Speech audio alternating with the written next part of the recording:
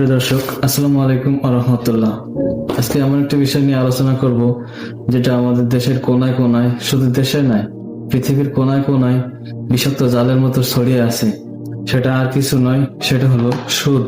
প্রিয় দর্শক, সুদ একটা ব্যাধি, আর এটি এমন একটি ব্যাধি যা শুধু অর্থনৈতিক ক্ষতি নয়, বরং ব্যক্তি, পরিবার, সমাজ ও রাষ্ট্রের জন্য ধ্বংস ডেকে আনে।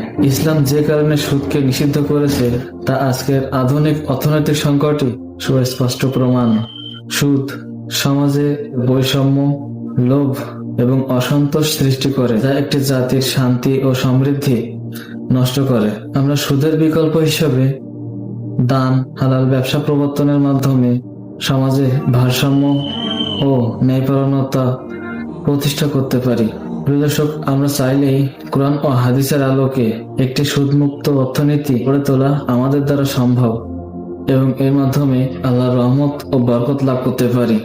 আল্লাহর সন্তুষ্টির জন্য ও ন্যায়ভিত্তিক সমাজ গঠনের জন্য আমাদের প্রত্যেককে সুদ প্রত্যাহার করতে হবে এবং সুদ থেকে বিরত থাকতে হবে। বেশি বেশি দান, সাদাকা ও হালাল উপার্জনের মাধ্যমে নিজেদের জীবন পরিচালনা করতে হবে।